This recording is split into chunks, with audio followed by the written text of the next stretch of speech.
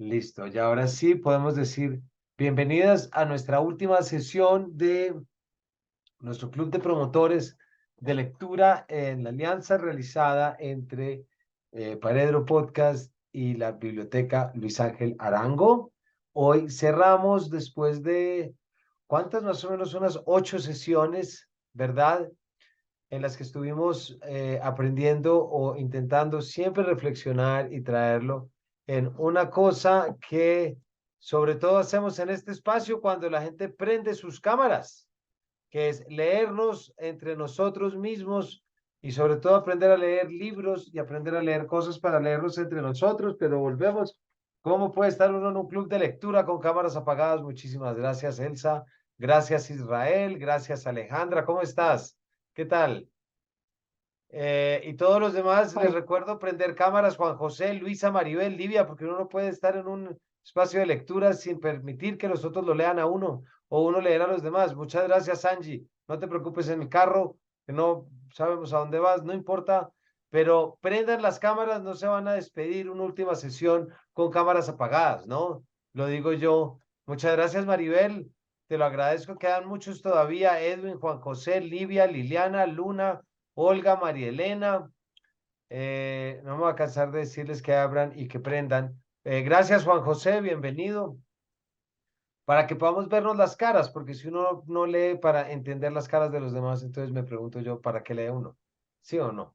Uno tiene que aprender a conocer las caras de los personajes, pero sobre todo aprenderlas de uno mismo, que son las que, Sergio, vale, te perdonamos, no te preocupes, si no puedes, porque la cámara no funciona, pero William ahí está. William, muchísimas gracias. Sergio ya está disculpado. Beatriz, usuario de Zoom, seas quien seas, Luna, Liliana, Livia, Edwin, Luisa, Olga, etcétera, etcétera. Siempre voy a estar ahí, voy a hacer un poquito el calzón. Es decir, prendan cámaras, prendan cámaras, porque no me va a cansar nunca de repetir que uno lee para verle y entender mejor la cara de los demás. Eso suena al lugar común, pero es muy serio. Muy bien. Hoy cerramos, pidamos disculpas, tuvimos un tema de confusión y de diciembre, etcétera, con nuestra sesión de la semana pasada. Una lástima porque había un texto que igual me quiero detener un momentico para que vamos a leer unos fragmentos de este libro. Mm, Ustedes saben que hay textos que, a los cuales yo intento volver siempre, porque yo creo que uno siempre tiene que tener textos y autores a los que siempre regrese. ¿Sí me explico? Son como, si se quieren hablar de confesionarios, funciona. Si quieren referirse como momentos de sacralización, como quieran ponerlo, pero uno tiene que tener sus autores en los que uno pueda visitar y pueda ir a ver. Uno de esos míos es Juan Gabriel Vázquez. No me canso de traer muchas veces las cosas y las demás. Y este libro, especialmente este libro de Juan Gabriel Vázquez, La traducción del mundo, su más reciente compilación de ensayos literarios, se los recomiendo muchísimo, muchísimo, muchísimo. No solamente porque creo que Juan Gabriel Vázquez es de los más importantes novelistas que tenemos ahora, pero no es únicamente por el hecho que tenga novelas que son chéveres, que muchos de ustedes van a estar de acuerdo conmigo, otros no, pero lo que me parece que es fundamental es que es un novelista que siempre está pensando para qué sirve, hacia dónde llevo y cómo manejo la obra literaria, la novela en relación a la verdad. Y ese es un tema que a mí me parece que, pues, yo intento traerlo siempre aquí de una manera casi que cristalina, ¿verdad?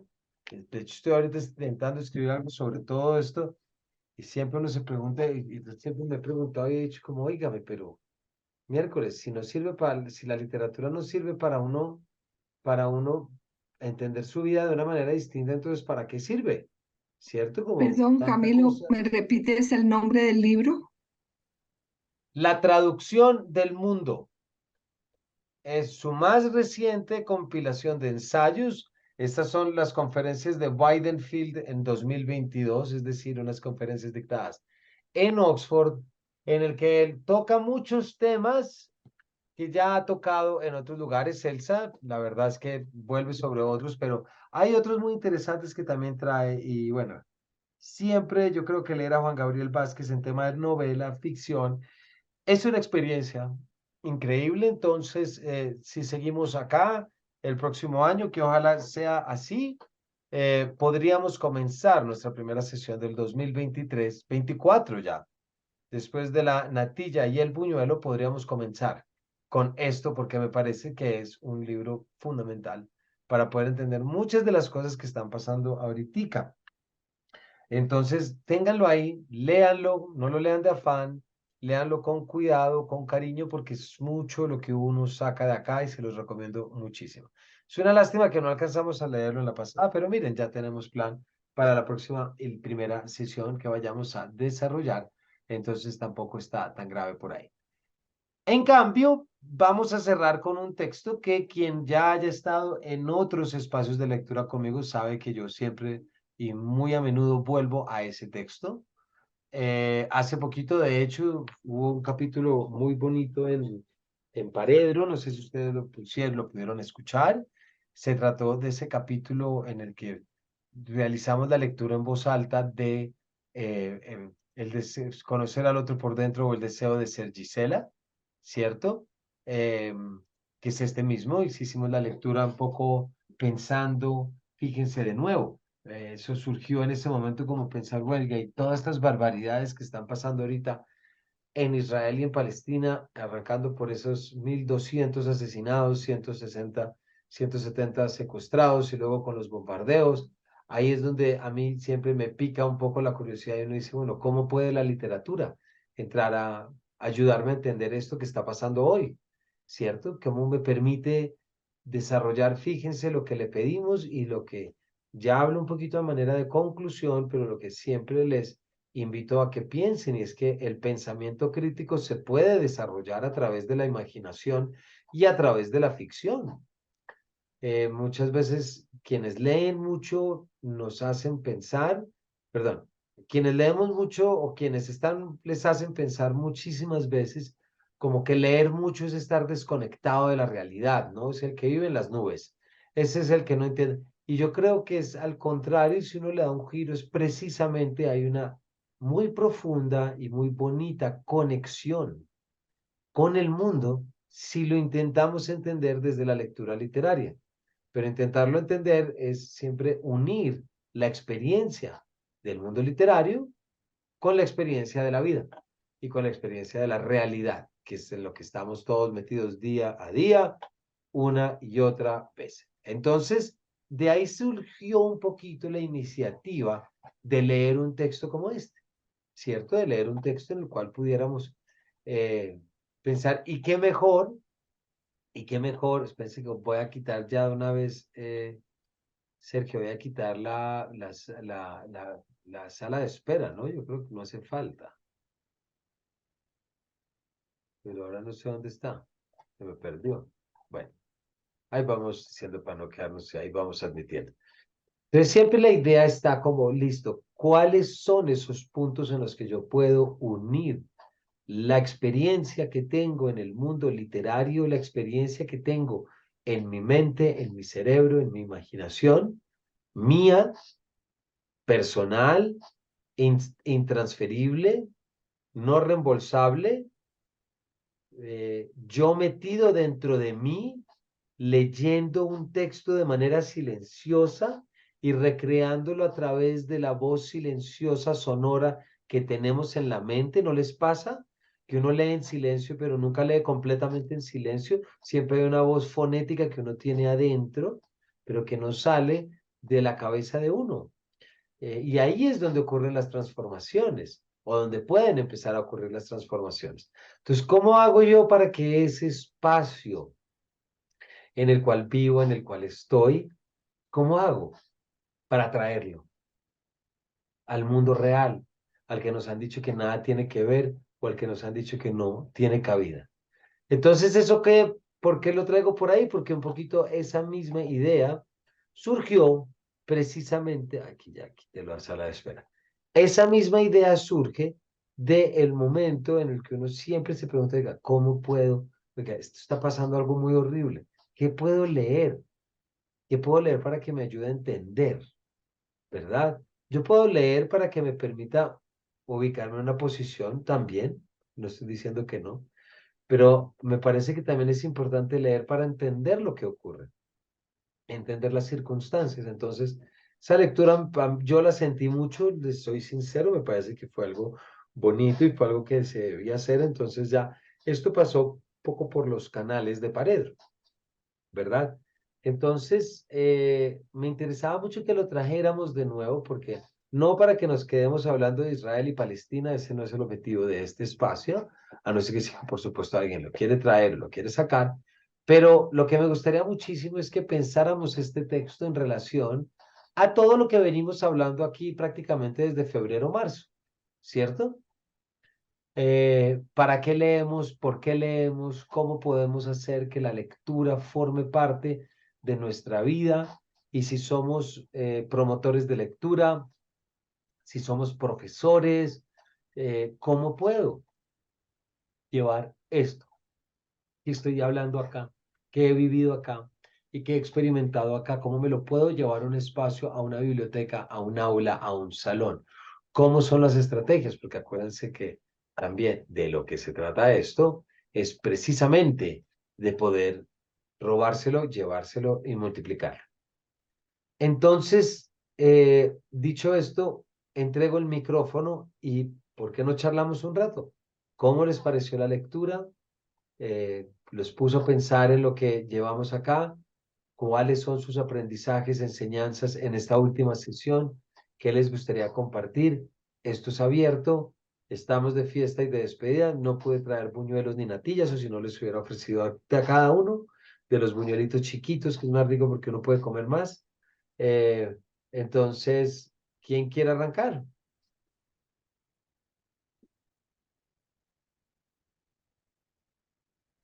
Discúlpame, Camilo, buenas tardes y a todos, buenas tardes. No sé si me equivoqué de texto. Eh, leí uno que se llama Escribir en la oscuridad de David Grossman y creo que no era ese.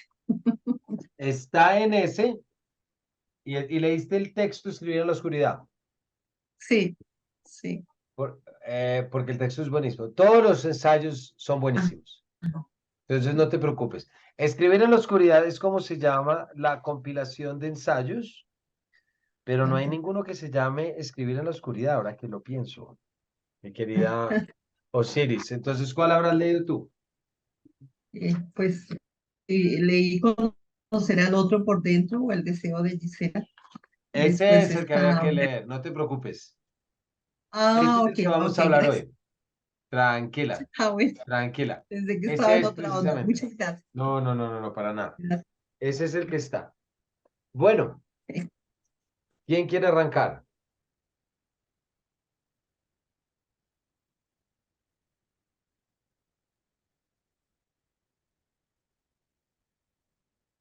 ¿Estamos tristes o tímidos? ¿Cuál de los Tímidos. dos? La Tímidos, segunda. ¿cierto? ¿Quién quiere romper la timidez? Elsa, Yo, estabas si levantando quieren, la mano, por favor, bienvenida. yo, Dale, cuéntanos. bueno, me pareció muy interesante el texto porque desde el comienzo empecé a sentir que me estaba hablando directamente a mí. Yo leo y leo porque me encanta escuchar historias, historias que desde niña tenía necesidad urgente de leer. Me leyeron muchísimos cuentos en la infancia y yo quedé pues muy motivada para la lectura, entonces me parece que lo que explica el autor en torno a por qué escribe alguien es porque de contrapartida hay alguien que quiere escuchar. Y en efecto, los lectores, muchos de los lectores nos encanta es oír historias. De pronto no somos escritores o tenemos en la cabeza historias, pero no las hemos plasmado. Pero en efecto nos interesa escuchar historias, conocer una cantidad de cosas que no conocíamos, sentimientos, situaciones, actividades que nos llegan directamente y nos emocionan en la medida en que tocan nuestros sentimientos, nuestra forma de pensar, nos cuestionan o nos cuentan historias buenísimas que nos entusiasman. Entonces, en esa medida es muy válido el comentario del autor en torno a por qué quien escribe afortunadamente tiene la contrapartida de que hay alguien que quiere escuchar. De otra parte, lo que dice a continuación el autor también me entusiasmó mucho en el sentido de que eh, se escribe para tratar de eliminar esas barreras que hay frente al otro, aunque claro que siempre hay barreras y es mejor no tocarlas. Habla de la situación de las parejas en que definitivamente no ahondan mucho en algunas cositas que probablemente podrían justificar algún cuestionamiento o poner en duda la relación misma y es mejor no acceder a esos aspectos. Entonces me parece que de todas maneras es muy importante la reflexión que hace y la motivación para la lectura y el sentido que tiene la misma para tanto para el que escribe como para el que escucha. Me gustó muchísimo desde ese punto de vista la reflexión. Ay, pues me encanta. Muchísimas gracias, Elsa Victoria. Eh, Muchos puntos de los que mencionas también me parecen a mí que son de los puntos más chéveres y más importantes que tiene ese pedazo del secreto con las parejas, ¿no? Quien esté aquí casado o muy ennoviado, a todos leemos esa frasecita y se nos pone un poquito, aquí se nos para el pelo aquí detrás del cuello, ¿no? Pues dice, oiga, sí, ¿verdad? Y es ese espacio tan importante que tienen entre Estragón, los dos personajes de Esperando a Godot, que es, pero ¿a quién le voy a contar mis secretos si no es a ti? Y el otro le dice, que sigan siendo secretos, que siga Sí. siendo secreto, no tengo por qué saberlo todo. Y eso es, siempre nos lleva y nos conecta, y nos pone siempre la pregunta, Elsa, de cuánto debo callar y cuánto debo hablar. Y si es que debo hablar, debería hablar solo por el hecho de tener una boca. ¿Me explico? Como la gente que dice, no, es que a mí sí me gusta ir diciendo todo de frente. ¿Tenemos derecho de ir diciendo todo de frente? ¿No?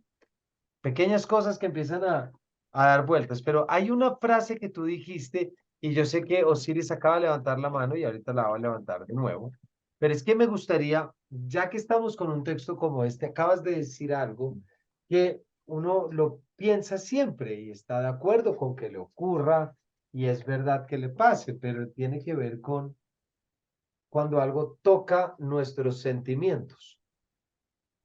Tú lo acabas de decir.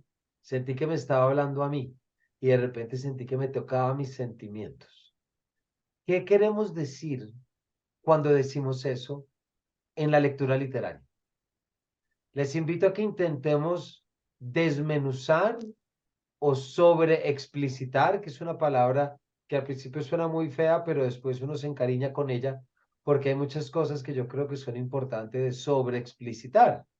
Creo que la sobreexplicitación le permite a uno en muchos aspectos llegar a la gratitud. Fíjense, lo que uno no hace explícito a veces lo aleja de lo inmediato. Entonces a mí el término sobreexplicitar me gusta mucho. Entonces, todos estamos de acuerdo en que cuando leemos una novela hay algo que sentimos en nuestros sentimientos.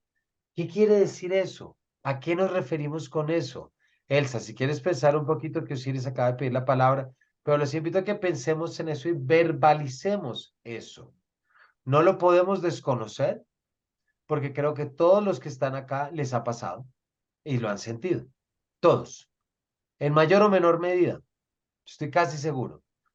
No diría lo mismo si estuviera en un foro académico, porque la academia no da espacio para eso, no lo da. Y allá cada uno con su cuento, ¿cierto? Pero ¿qué es eso? ¿Qué es sensibilizarse frente a un texto? ¿Qué es que toque mis sentimientos? Yo terminé de leer, por ejemplo, la última novela, le hice la entrevista hoy, sale mañana, con Lorena Salazar Mazo, la autora de Esta herida llena de peces, y de nuevo una última página de su novela que casi que se me aguaron los ojos. ¿Por qué? ¿Por qué pasa eso? ¿No? Preguntémonos eso y cómo podemos aprovecharlo, porque no se trata de ser sensible y ya, porque quien es sensible es sensible. Pero entre ser sensible y ser consciente hay un abismo grande e importante aún. Entonces, Osiris, cuéntanos.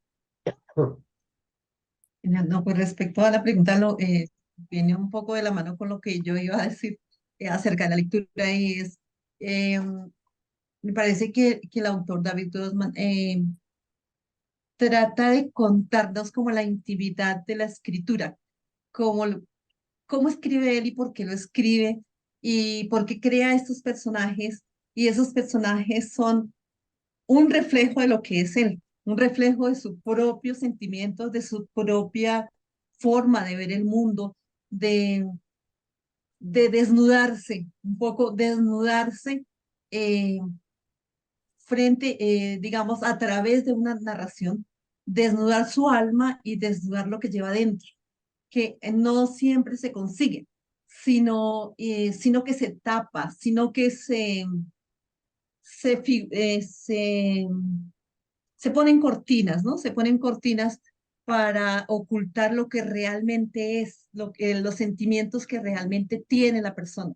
Pero el escritor, un escritor como él y cualquier escritor, como tú, como muchos importantes, que son capaces de crear un personaje y a través de ese personaje están, en el fondo de ese personaje, están ellos mismos desnudando su alma y a través de ese personaje dibujando lo que son, lo que sienten, es ese sentimiento que como él dice, a veces ni en la misma pareja se es capaz de entender o demostrar más bien, demostrar. Eso es lo bonito de la narración, eso es lo importante de un escritor que intenta decirnos con esto cómo es él y, y cómo en esos personajes, detrás de cada personaje, está un pedacito de su alma. Muy Hasta ahí. bien, Osiris. Gracias, lo apoyo y estoy contigo.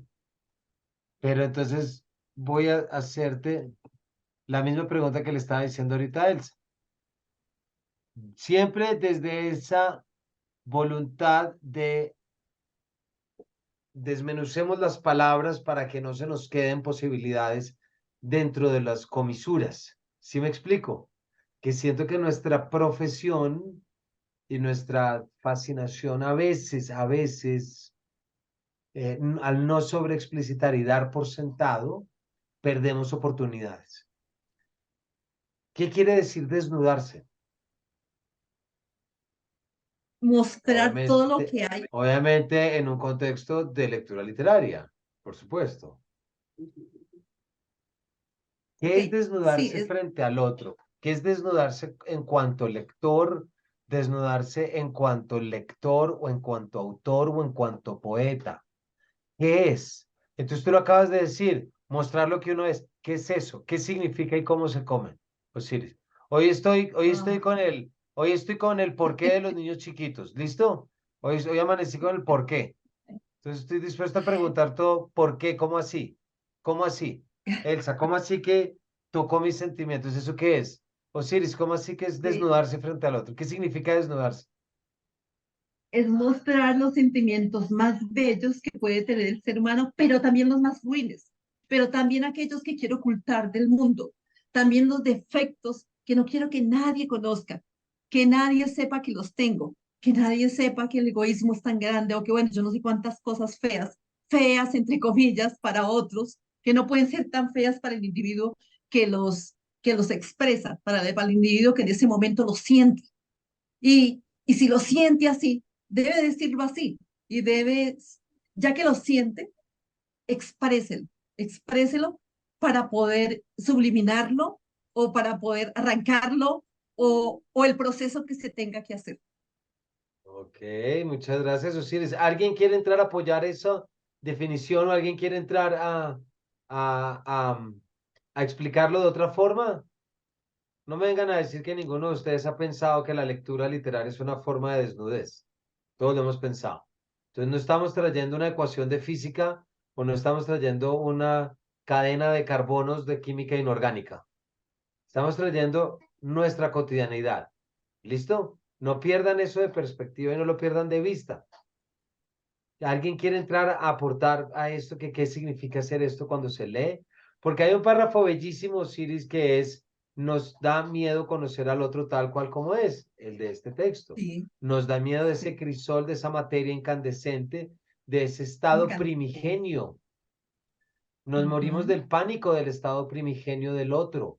Entonces, ¿qué sí, hacemos frente a ese miedo? ¿Cómo acciona ese miedo? No solamente me visto, sino que erijo una muralla que me sí. separe completamente del Ajá. otro. ¿Qué es Que lo no se opuesto? note, que no se note el magma, la materia incandescente y primitiva que burbujea en el interior de cada ser humano por el hecho de serlo, solo por el hecho de ser Ok, humano. exacto, ¿Mm? pero no pidamos tanto, no pidamos que se esconda, pidamos qué significa entrar en contacto con ese magma. Parece como si estuviera hablando en chino, pero si ustedes se fijan, lo único que estoy preguntando es qué sienten ustedes y por qué cuando se enfrentan a un texto literario. ¿No les parece que es la pregunta más obvia y sensata de cualquier acto de lectura? ¿Qué espero yo y cómo Tal vez, reacciono yo? tal vez porque no queremos precisamente mostrarnos y el autor nos confronta cuando lo hace. Por ejemplo, Siris, ese siempre es uno de esos grandes temas que tiene. Nancy, cuéntanos.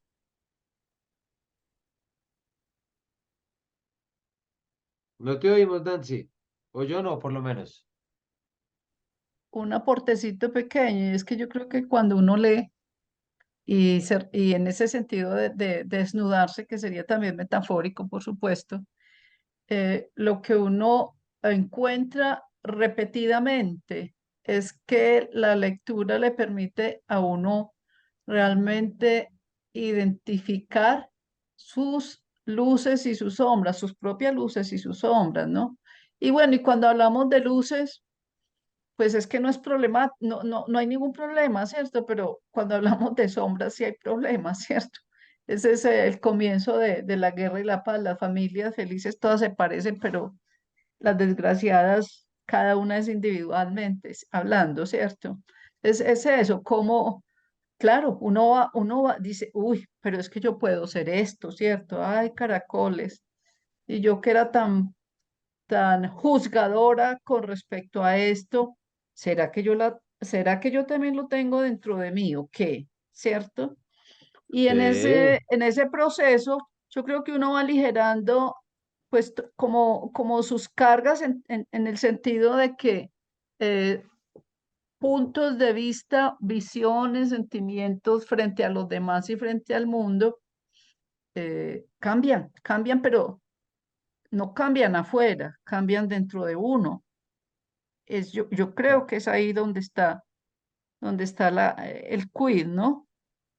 ¿y cómo es ese? Perdón que si se pueden dar cuenta, estoy movilizando una lámpara para poder ver mejor, pero estoy con audífonos acá. Nancy, ¿qué quiere decir movilizarse uno por dentro?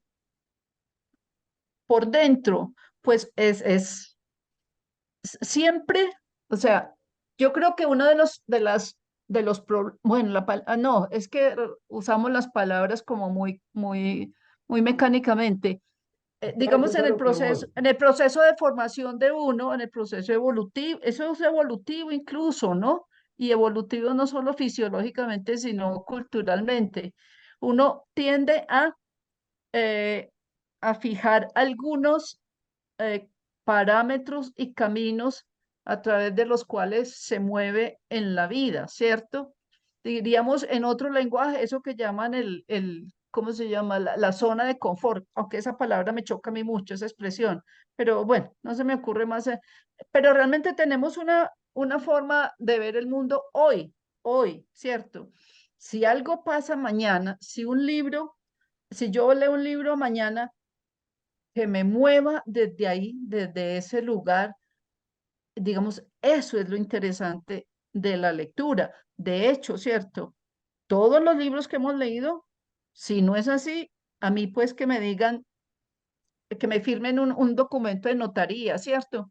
Pero todos los libros que leemos nos cambian de alguna manera en eso que llamamos como una literatura buena o una literatura bien escrita o una literatura ¿cómo se llama? Productiva, qué sé yo, ¿cierto? Qué sé yo, ¿cierto? Todas las lecturas nos mueven, ¿cierto? Nos han movido. Si nosotros somos los mismos, creo yo, de hace, no sé, ya. Si nosotros somos los mismos de cuando empezamos este año, este club, si no sentimos que hemos cambiado mucho, ¿cierto? Pues yo creo que nos estamos diciendo una mentira grandísima a nosotros mismos. O de qué manera hemos leído, también puede ser, ¿cierto? Porque yo, Ese es un pues, punto muy yo lo digo importante, por mí, Nancy. pero ahí es donde yo quiero, pues, como anotar el, el valor de la lectura, ¿no? Y el valor de la escritura en otro sentido, que yo creo que sí, el valor, ¿para qué se escribe? ¿Para qué la literatura? Usted nos hacía caer en la cuenta, Camilo, en días pasados sobre una frase de Oscar Wilde que lo hacía pensar mucho y era esa, ¿cierto? La literatura no sirve para nada. Eso, Exactamente. pero yo creo que, pues, si uno mira la historia del mismo Oscar Wilde y tanto, y su obra, pues, que fue grande, si él hubiera pensado en serio eso, de que escribir no sirve para nada, o la literatura no sirve para nada, pues no hubiera seguido escribiendo. Yo lo que creo es que ahí hay un sarcasmo grande de él, ¿cierto? Y además, Totalmente, eso es un totalmente. sarcasmo, ¿cierto? Eso no es una verdad. Sí, eso existe porque es así, ¿cierto? Y sigue escribiendo la gente y sigue la gente leyendo y si la sigues y la gente sigue escribiendo y la gente sigue leyendo, es porque ahí hay un valor muy grande y el valor más grande, me parece a mí, es que nos hace cambiar, nos hace entender al otro, pero sí, pero en la medida en que ese otro también está dentro de uno, entonces uno dice, ah, mire, cierto, este otro puedo ser yo, ¿no? Puede ser tan malevo como aquel, ¿cierto? Pues ahí yo hago como ciertos, pongo eso como en paréntesis, ¿cierto? Porque no se trata pues como de aceptar así bonachonamente cualquier cosa, ¿cierto? Pero sí que uno está ahí, sí que uno está ahí. Y yo lo digo pues como con toda precisión en este ambiente en el que nosotros estamos, en este país particularmente, y bueno, tendríamos que hablar también de lo que está sucediendo a nivel internacional. Sí, ahí está este señor Grossman que a mí, yo dije, ¿ve este señor cómo sacó ese? No, no conocía ese texto, cómo este hombre está escribiendo eso así como tan en caliente sobre la guerra de Israel-Palestina. Y cuando voy a ver la fecha de escritura de ese libro, eso es como de hace 40 años. Digo yo, No caracoles, tanto, pero sí. No tanto, sí, sí, pero como, sí, o 20 no, como por lo 20 menos. tal vez, sí, Sí, creo que sí. es del 2006. Claro, entonces a mí me parece muy importante, a mí me pareció muy importante en este texto una cosa específicamente, ¿cierto? Y es que de tanto estar repitiendo todo el tiempo, aquel es un malo, aquel es un bandido, aquel es la porquería del mundo, lo que hacemos es voy a expresarme como en las cosas que han pasado estos días. Cuando yo digo, ¿cierto? Que el otro es un enemigo y que además ese enemigo es un animal, yo paradójicamente no me estoy dando cuenta que yo soy eso, esa expresión, esa sola expresión me está convirtiendo a mí en ese animal que supuestamente es el otro. Eso es lo Esa que es me pareció una, como síntesis de ese texto.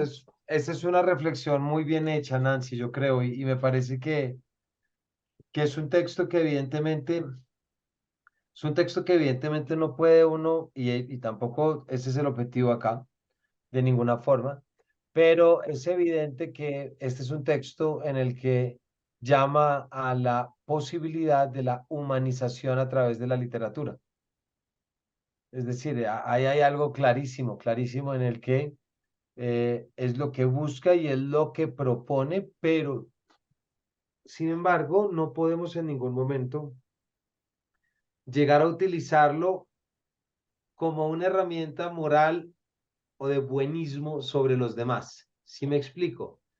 No puede uno tampoco decir, "Ah, es que quien no entienda esto así, entonces es que no es es que es insensible.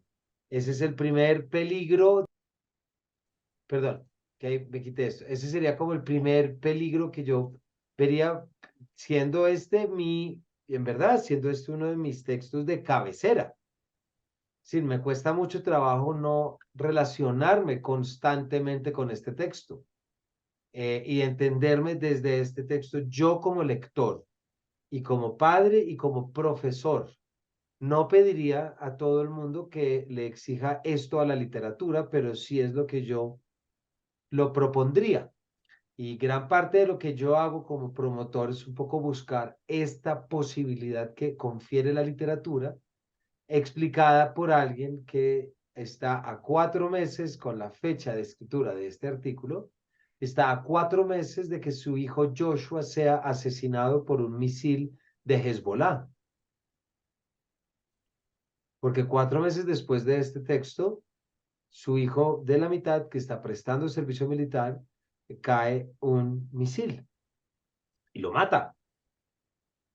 Y lo mata 3 días después de que se reúne con Naguib Mahfouz y con no sé quién para solicitarle a Edmund Olbert, el presidente de entonces, un cese al fuego. Entonces, este texto surge y después les recomiendo muchísimo una novela de él que se llama La vida entera.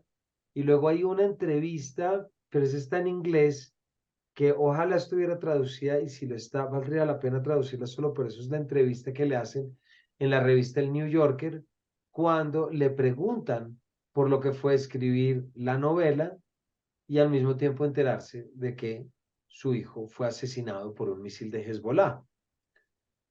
Y ahí es evidente que Hezbollah es igual que Hamas, me explico, es decir, es el enemigo. No voy a entrar pues en particularidades políticas, sino que es el enemigo que él reconoce como tal, ese enemigo. La novela La vida entera es una novela sobre una madre, Ora, que acompaña a su hijo a la convocatoria, no, a la cuando llaman y van a recluir a su hijo para la segunda o tercera intifada, ahorita no lo recuerdo. Entonces ella lo lleva, lo deja ahí en la frontera porque sabe que va a entrar en combate y mientras lo deja, está completamente segura de que lo van a matar y que esa es la última vez que lo está viendo. Entonces, ¿qué hace ahora? Ahora dice, la mejor forma de darle tiempo a mi hijo y darle más vida a mi hijo es que la noticia no me llegue. Entonces, ¿qué hace ella? Se va de viaje. Y se va de viaje y está en una cantidad de partes para que la noticia no le llegue, no le llegue porque tiene el instinto maternal que le dice a su hijo lo van a matar, a su hijo lo van a matar, a su hijo lo van a matar. Entonces, faltando páginas, 50, 100 páginas para terminar la novela, deja todas las noches prendida la luz de su casa por si acaso tienen que llegar a darle una mala noticia y llega un día que efectivamente suena el timbre a las 3 de la mañana y es para informarle que su hijo Joshua fue asesinado por un misil. Entonces, la literatura se vuelve real. La literatura deja de ser ficción, ¿cierto? Para convertirse en algo. André Breton, padre del surrealismo, lo llamaría el sentido augural de la literatura. Cómo la literatura puede ser un augurio de algo. Por la palabra augurio está directamente conectada con la magia, con lo sobrenatural. Pero es que la literatura sí puede obrar de maneras mágicas, pero ojo, con rigor y con pensamiento crítico. Pero una palabra sí puede cambiar la realidad. ¿Qué es la magia? La magia es la capacidad de controlar la realidad bajo nuestro propio sentido o bajo el propósito del mago. ¿Sí me explico? ¿Qué es un mago si no es eso? Entonces la palabra sí puede ser un artilugio de magia, ¿verdad? Desde esa capacidad. ¿No les ha pasado a ustedes que les han dicho una palabra en el momento perfecto que les ha ayudado a entender algo? Es que por eso, no en vano, un evangelio perdón, la oración, el Padre Nuestro le dice, si no estoy mal, una palabra tuya bastará para sanarme. Es el poder de la palabra que ya se le atribuye a Jesús y se le atribuye a los Mesías, etcétera, etcétera. Es decir, la palabra está allí para hacerlo. Entonces, esta entrevista al New Yorker, David Grossman explica cómo pudo, si él hubiera querido, hubiera podido dejar de escribir, pero él dice, haber decidido terminar la novela fue escoger la vida por encima de la muerte, porque no haberlo hecho hubiera implicado quedarme muerto. Incluso él con Joshua se compartían, ustedes se pueden imaginar, se compartían mensajes de texto y Joshua desde el frente de batalla le decía, ¿qué ha pasado con Ora? ¿Dónde la tienes ahora? ¿Dónde te la llevaste? Y el papá le contestaba, no, la tengo no sé dónde. Imagínense eso. Y de repente Ora termina siendo el mismo. Uno ha oído mucho que Flaubert dice, Madame Bovary c'est moi, pero esto es distinto. Es decir, esto es ya cuando se viene encima. Oímos estas historias, también, Elsa, tú decías algo al principio, que todo esto surge de las ganas de contar historias y de escucharlas, ¿cierto? Pero escuchamos una historia como esta, leemos un texto como el de Grossman y empezamos a sentir las transacciones dentro nuestro, ¿cierto? Empezamos a sentir, oiga, aquí hay algo ¿qué? Algo que me qué. Los invito a los demás también que nos ayuden. ¿Qué es desnudarse? ¿Qué es sensibilizarse? ¿Qué es transformarse desde la literatura? De hecho, Nancy, tú que lo decías ahorita, nos ayuda a cambiar. ¿Qué significa nos ayuda a cambiar? A veces me gusta ser muy crítico con todo lo que damos por sentado de lo literario y creo que es muy saludable. ¿Cómo así que nos transforma? ¿Qué significa eso, Nancy? ¿Cómo es ese proceso? ¿No? Israel, cuéntanos. Gracias, gracias Camilo. Pues yo pienso que la literatura, al desnudarlo a uno, lo hace a uno meterse en el personaje que el autor nos da en esos momentos, ver la narrativa, ver la parte real de la literatura. En Grossman, pues estamos viendo que él, pues narra, como dijo Nancy, ya hace muchos años antes de esta actual guerra que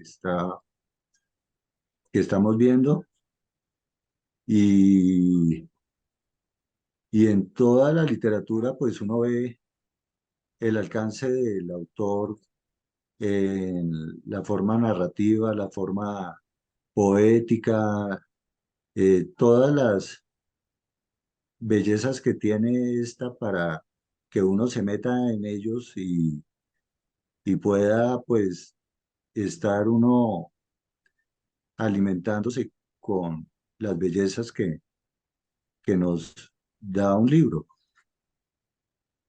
Así es, y esa es otra forma, Israel, Gracias. muchísimas gracias. La forma de decir de alimentarse, nutrirse, ¿cierto? Como parte de un bienestar. Quedémonos un poquito con la palabra desnudarse. ¿Listo? ¿Cuándo vivíamos desnudos? Si se quiere, según la religión, pues. ¿Cuándo se vivía desnudo? Según la religión, antes del pecado original. Exactamente. ¿Y qué significa eso, Osiris? ¿Qué Antes significa antes del pecado original? Antes del conocimiento, dice Alejandra. Alejandra, no, ¿quieres profundizar? pues en la religión, antes del conocimiento, pero digamos es antes de conocerse como ser humano. Digamos, ese pecado entre Adán y Eva es el reconocimiento de que es un ser humano con sentimientos, que es un ser humano eh, que siente, que tiene sentimientos, que no es un angelical, sí que el hombre no es angelical, sino que es de carne y hueso y que precisamente por eso entonces tiene diversas facetas en la vida, diversos sentimientos, diversas facetas, Tiene diversas un formas, impulso. formas de mostrar. Así es, gracias. Es decir, Alejandra, ibas a decir, ¿ya alcanzaste a encender cámara? Sí, si consideramos el árbol como el árbol del conocimiento del cual comieron el fruto prohibido y luego ahí se percataron de que estaban desnudos, pues podríamos partir de la premisa que sería antes del conocimiento, como había comentado él. Exactamente, pero se come y es el conocimiento me da ¿qué? Me da la conciencia de que ya no formo parte del todo. Al no formar parte del todo, me tengo que cubrir y me tengo que proteger. Hay una protección cognitiva, racional, intelectual, ¿cierto, Leandra? Que tú lo acabas de decir, el árbol del conocimiento, ¿cierto? Pero luego hay otra protección que es la física moral, que es el taparrabos o la pantaloneta o la falda, como lo quieras llamar. Pero una y de otras, cualquiera de las dos son formas de defendernos del mundo. La razón me permite defenderme del mundo, ¿cierto?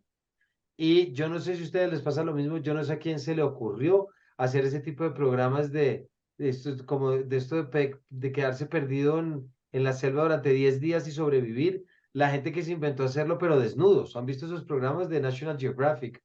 O de esto que la pobre gente la mandan en bola a sobrevivir en una selva.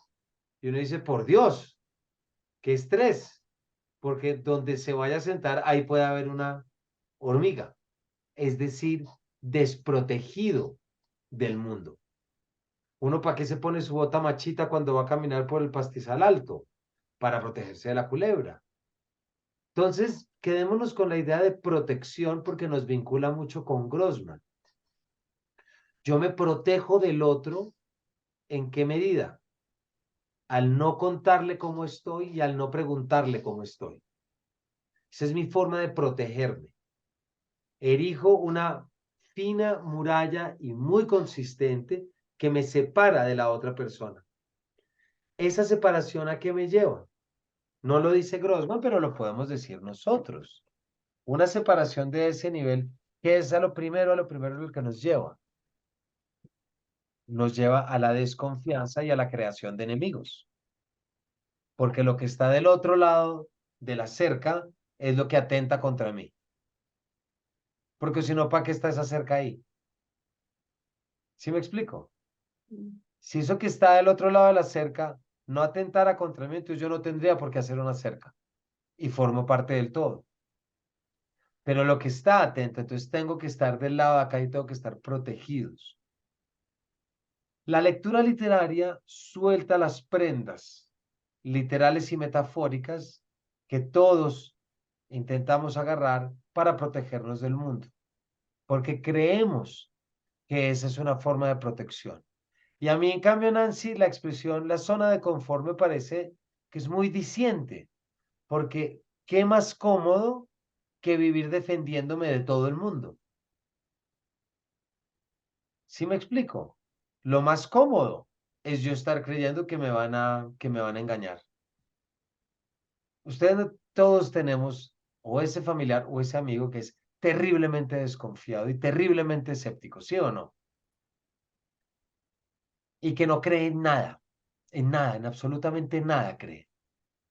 No cree en que la gente pueda ser buena, no cree en que la gente pueda ser útil, no cree en absolutamente nada. Para mí eso es una zona de confort. El escepticismo es una zona de confort, a mi juicio. Complicado, confié. Eso sí es de valientes, me parece a mí. Confiar es de valientes y de gente épica, porque cuando yo confío, estoy dando algo sin saber qué voy a recibir a cambio. Entonces yo saludo sin saber si me van a contestar con un madrazo. Yo presto dinero sin saber si me van a contestar con un robo. Pero hay algo en lo que no todo depende de mí. Y eso es lo bonito de la confianza. La desconfianza yo controlo todo. Yo no presto, no hago, no hablo, no musito, no hago absolutamente nada.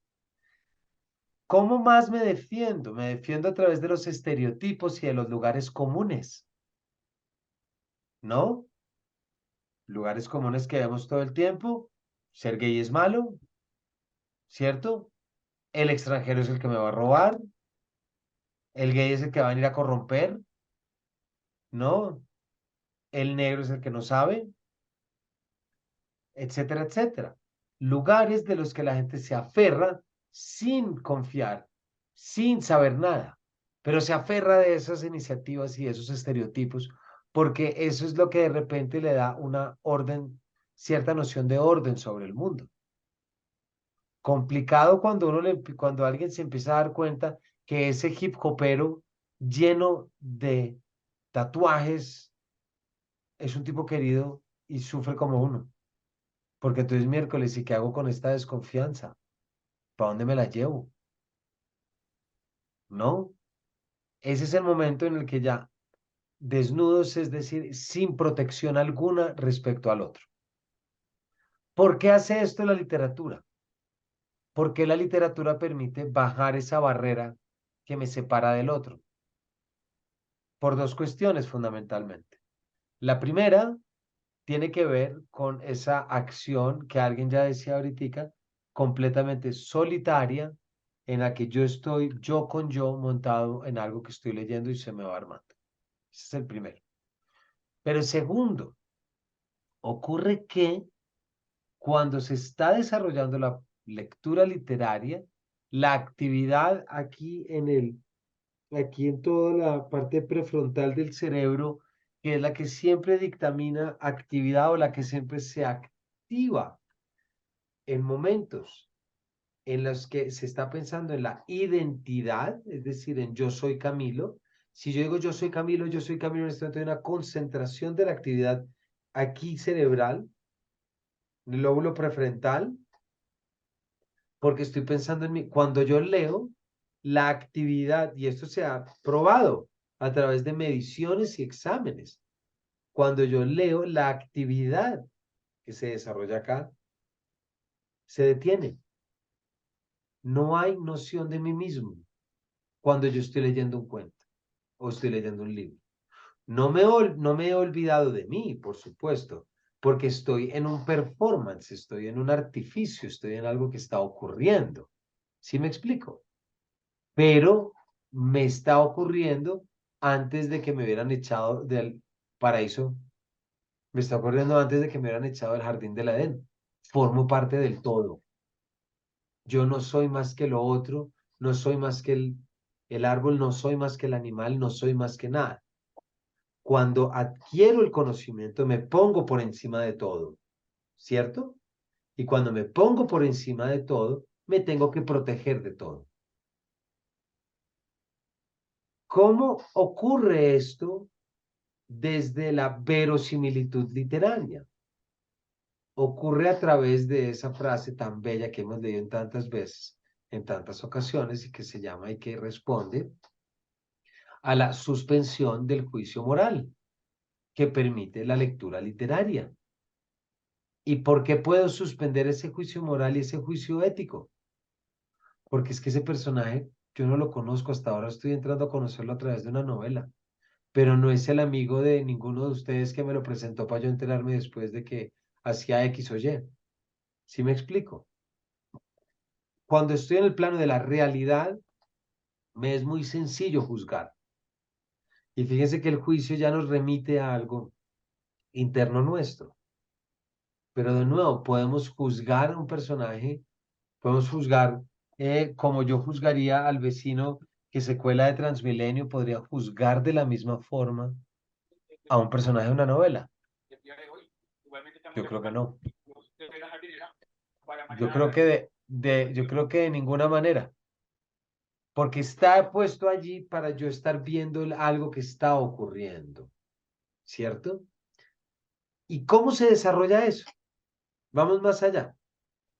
Grossman, si ustedes me preguntan cuál es mi frase favorita de Grossman, sin lugar a dudas, es decir, hay una parte que a mí me encanta, que alguien ya lo está diciendo ahorita, creo que era Israel cuando hablaba de la idea de alimentarse, pero fíjense, ¿de dónde sale todo? Él dice, cojo un bus, oigo que una persona está leyendo una novela mía, me sorprende, y entonces pienso en Gisela. ¿Y quién es Gisela? Gisela es una mujer, él dice, un poco de peso, es un poco gorda, es un poco bajita, lo que él llama rechoncha, me parece que es una palabra que no sé si es más española o hebrea, me explico, no sé. Pero el hecho es que él dice, me empiezo a oír de esta mujer y de repente esta mujer se va a poner a coser en su máquina de coser y necesita de un butaco adicional, necesita de un pedal adicional. Y entonces él dice, miércoles, ¿por qué demonios necesita un pedal adicional? Si yo no suelo poner cosas en mis libros que sean exageraciones por sí mismas. Yo no meto mucha arandela, yo no recargo, si se quiere, las cosas sobre las que escribo. ¿Cierto? Entonces ahí, ¿qué ocurre? Él dice, entonces, ¿por qué lo puse? Porque si lo puse fue por algo. Pero ¿por qué fue? Y entonces ahí es cuando le toca volver, repasar, traer y llevar. Y dice, claro, es que era bajita, entonces no alcanzaba al pedal. Entonces ahora hagamos la vuelta atrás. Ahí ya la está leyendo como definitiva, ¿verdad? Ahí la está leyendo como que está ahí. Pero ahora pensémoslo desde el momento en el que Grossman la está escribiendo. Si empieza a pensar en una mujer de esas características, se mete tanto dentro de ella para poder escribirle que cuando la va a sentar, lo primero que piensa es, pero necesito ponerle un pedal adicional porque no llega. Ojo a ese nivel de conocimiento de sus personajes, ¿no? Eso es lo que uno piensa, o lo que yo pienso, traigo ya en mi terreno. Eso es lo que yo pienso inmediatamente cuando uno de mis hijos chiquitos, qué sé yo, se va a montar en un bus o va a hacer un movimiento que yo ya con anterioridad sé que no llega. ¿Sí me explico? Como que no, hay que llevar el butaco para que se pueda lavar los dientes o hay que ponerle el cojín para que pueda llegar. Es algo que me sale de manera natural. No es que yo de repente llegue al restaurante y diga, ay, cierto que mi hija tiene 6 años, cierto que no es lo suficientemente alto. No, yo estoy y lo conozco y lo entiendo como tal.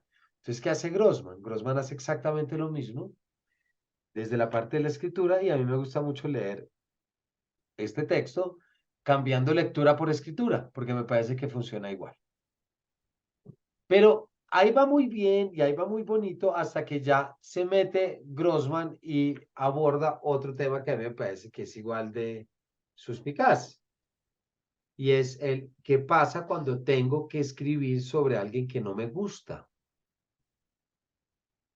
Sobre alguien que no me gusta. ¿Ustedes se acuerdan de algún personaje que hayan leído que no se lo hayan aguantado y que lo hubieran detestado?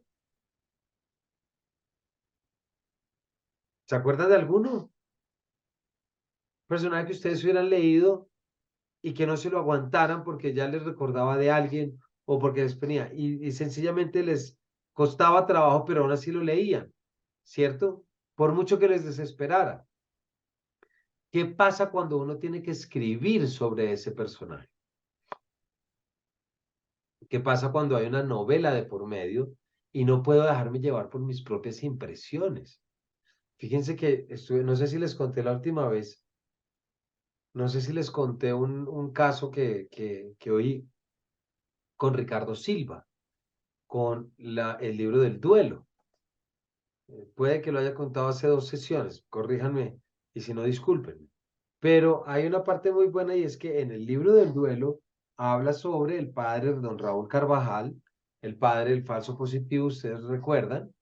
Y entonces, cuando yo iba leyendo la novela de Ricardo, yo iba diciendo, oiga, ¿va a aparecer Uribe en alguna parte? Porque quien lea a Silva en columnas sabe que no se aguanta a Álvaro Uribe, ¿cierto? Entonces yo iba leyendo y me iba preguntando y decía, oiga, ¿será que sí va a aparecer Uribe? Y si aparece Uribe, ¿cómo va a aparecer? ¿Será que sí lo va a nombrar o no lo va a nombrar? ¿Será que sí lo va a poner? Y de repente hay un momento en el que cuando entra don Raúl a la finca, al ubérrimo, y de repente se empieza a acercar, empieza a describir que allá hay un hombre con un caballo y se acerca y resulta que era Uribe. Y entonces hablan y de repente el narrador de Ricardo Silva incluso le reconoce y le bota un par de palabras buenas y positivas a Álvaro Uribe. Entonces en ese momento yo dije, miércoles, esto es un narrador que sabe muy bien cuál es su labor y cuál es su posición. Entonces yo se lo pregunté a Ricardo en una entrevista y le dije, oígame, ¿cómo le fue? ¿Cómo fue esto de coger a Uribe y de ponerlo de personaje? Y dijo, no, pues que una cosa es uno coger un personaje como personaje y otra cosa es uno coger a un personaje y referirse personalmente a él en una novela. Y decía, no, para una cosa es la columna, para otra cosa está la novela. ¿Cierto? Es decir, una cosa en un lugar y otra cosa en otro. No se podían mezclar. Y aquí es donde voy con la palabrita, esa frase de Grossman que tanto me impresiona. Es cuando él dice, es que yo cuando escribo sobre aquellos que no quiero o que no me gustan, dejo que sean ellos mismos dentro de mí. ¿Se acuerdan ese pedacito? Ujú. Dejo que sean ellos mismos dentro de mí y que sean libres desde su forma de ser, pero dentro de mí. Y a mí esa me parece la metáfora de la lectura literaria más hermosa que yo haya leído.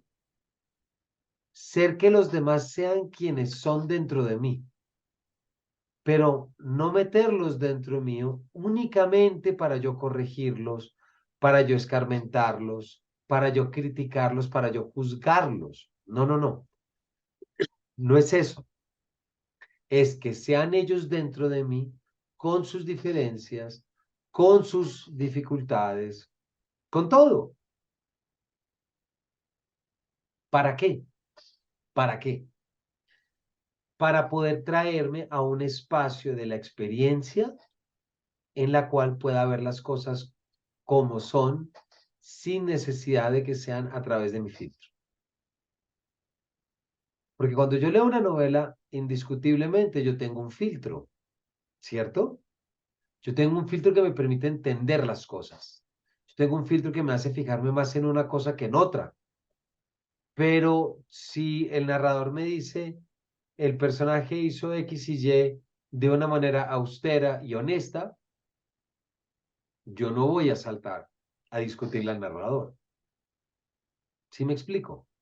Aunque ese personaje de quien esté hablando haya hecho algo que yo deteste, algo que me haya puesto a pensar, a cambiar, lo que sea. Allí reside el deseo de ser el otro. Allí decide el conocer al otro por dentro o el deseo de ser Gisela. Si yo quiero escribir sobre Gisela, me tengo que volver Gisela. Pero si yo voy a leer sobre Gisela, lo más probable es que esa Gisela se vaya a construir dentro de mí. Y puede ser tan distinta como yo soy dentro mío. Y cuando yo puedo permitir y cuando yo le doy la entrada a la diferencia y a la otredad dentro mío, aprende mucho más que si lo juzga desde fuera. Y ojo, por último, Nancy, antes de darte la palabra, hay otra cosa muy importante y no se les olvide. La empatía, que es sin lugar a dudas de lo que estamos hablando acá, o la compasión, no son de ninguna manera, no son formas de persuasión. Ser empático no es ser persuasivo. O al contrario, o ser empático no es que nos estemos dejando persuadir de alguien más. No, no, no. La empatía me parece ahí que tiene mucho que ver con esa desnudez de la que venimos hablando. La empatía es ver las cosas liberándolas de todo aquello que me protegen de ella. ¿Sí me explico? De todo aquello que me protege. ¿Qué me protege? Decir, es que es venezolano, es que es no sé qué, es que es costa. No, quitar eso. Y si lo quito, precisamente puedo ser empático a pesar de esas supuestas diferencias que siempre me han enseñado y que siempre me han dicho que definen irremediablemente lo que otra persona hace y la forma como actúa. Nancy, cuéntanos. Sí, o sea, yo leyendo este texto de Grossman pensaba mucho en eso que usted está diciendo, Camilo, y, y tenía como unas conclusiones, si se quiere, no sé. Y es que también es cierto que, como dicen por ahí, ni tanto que queme al santo, ni tan poquito que no lo alumbre, ¿cierto? Porque lo que uno sí entiende al día de hoy, digamos, es que la evolución social y cultural ha llegado a ciertas cosas en las que casi todo mundo, al menos en nuestro contexto de cultura occidental, diría yo, ¿no? Está de acuerdo, cosas en las que la cultura y la evolución ha llegado como a poner ciertos límites. O sea, hay ciertos límites que son infranqueables y si se violan esos límites, si se violentan esos límites, ahí estamos en serios problemas. ¿Qué quiero decir yo eso, cierto? Digamos en el caso de Antígona, ¿no? ¿Cierto? Es la hermana que busca a su hermano para enterrarlo y en eso se le va literalmente la vida, ¿cierto? Ahí hay como un tabú al que la sociedad ha llegado, a los muertos y a los familiares, pero no solo a los familiares, sino a los muertos hay que enterrarlos. No son cosas que quedan por ahí en el camino regadas, hay que eh, enterrarlos. Y Antígona se le va la vida en eso literalmente, ¿cierto? Ah, hay otro límite, ¿cierto? El límite de el abuso de niños y niñas, ¿cierto? Los pederastras, ¿sí? Entonces dice uno, claro, yo puedo intentar entender lo que hay al interior de un pederastra, o sea, eso es lo que a mí me pasa cuando pienso siempre en Humbert, el de Lolita, ¿cierto? No soy capaz, yo no soy capaz de sentir nada que, no sé si eso es lo que quiere decir usted con la palabra empatía, no soy capaz ahí, y menos cuando eso se convierte en cosas que son que lo tocan a uno en la vida cotidiana y le ponen el cuerpo a temblar, pues literalmente, ¿cierto? ¿Qué es lo que ha ocurrido en estos días con ese escándalo que hay de ese señor que fue dizque presidente de este país, ese Pastrana, con Epstein y un hombre que era un abusador de niños y niñas y que además tenía un sitio de tortura? Entonces dice uno, sí, es un pederasta. Entonces yo, ¿qué tipo como de empatía puedo tener con un ser de esos? No, la sociedad ha llegado también a ese límite. O sea, yo estoy dando solo esos ejemplos, el de la muerte digna y el de los pederastas, ¿cierto? Y habrá otros, hay otros, por supuesto, ¿cierto? El robo, ¿cierto? En nuestro caso, en nuestro país, otro. La, la, la, yo creo que en estos días le oía que era lo que oí, sí, ese programa, el programa de María Jimena Duzán con el general Naranjo que escribió pues a propósito dizque, el aniversario de Pablo Escobar, ¿cierto? Y él señalaba algo como el mal de fondo que hay en medio de todo esto, ¿cierto? Y es que la sociedad no tiene control moral, no tiene sanciones morales para este tipo de comportamientos y ahí aparecen pues como uno, diría yo, pero muy bien sustentado además en lo que decía él, uno de los problemas de una sociedad tan insana, diría yo, o que nos ha ganado en tanta violencia como en el caso nuestro. Esas cosas, como que hay límites, la sociedad necesita ese tipo de límites que son éticamente defendibles en cualquier circunstancia, ¿cierto? Si son éticamente defendibles, yo cómo voy, ni desde el punto de vista de la ficción, ni desde el punto de vista de la realidad, puedo violar esos límites, yo tengo que mantenerlos y ahí hay como una sanción que es social, moral, si se quiere, racional. todos los calificativos que usted quiera, pero ahí hay unos límites. Yo no sé si ahí este señor Grossman, de pronto, yo no creo, viéndole pues como toda la obra y todo el escrito, yo no creo que sea eso, pero a mí me parece que una lectura tan abierta permitiría como deslizarse por ese resquicio que a mí me parece como problemático, ¿no? Problemático. Pero ¿cuál es lo problemático, Nancy? No, no, no, no De lo darle de, vía libre a, una cierta, una cierta sensación de empatía por personajes como Humper, por ejemplo, ¿cierto? O pero ¿qué hay como, de malo? Pero ¿qué hay de malo en sentir empatía en Humbert? porque es el prototipo o es el arquetipo de un pederastra, ¿cierto? Pero Eso. yo puedo decir, es un enfermo y ahí estoy siendo empático. No, pero claro, claro, ahí está. Bueno, ahí tendríamos que hacer una discusión sobre eso, pero pues no es el caso ahora. Claro, entonces uno dice, enfermo, claro, y entonces yo pienso hasta dónde es eso, usted tiene razón, y pensaba justamente tratando de poner de pensar en el problema de si la empatía hasta dónde o qué es lo que significa empatía. Ustedes deben saber de un caso terrible, ¿cierto?, de este país que sucedió aquí donde yo vivo, que es en el Quindío del señor este de Génova, si no estoy mal, ese que era, ¿cómo se llama este hombre? Que en estos días se murió, que estuvo en la Sí, cárcel por el de los Garavito, 300 el tal niños, sí, Garavito, Garavito. ¿cierto? Que tenía encima como 150 niños asesinados, violentados y todo, ¿cierto? O sea, un enfermo, claro, ese, ahí no hay nada que hacer, ¿cierto? Porque no hay ni psicológicamente ni moralmente una posibilidad de entender eso, entonces hay que decir, no, es un enfermo y hay que tratarlo de distinta manera. Allá estuvo en la cárcel, ¿cierto? Es un ser humano, de todas maneras, qué pesar que haya seres humanos así, pero de ahí yo digo, no, no, no, no puedo romantizar eso, me Pero preocupa eso que no es se llegue allá. empatía, Nancy, pero eso no es Ahí es, empatía. sí, sí, No, sí, la es, empatía no es romantizar. La compasión tampoco es romantizar.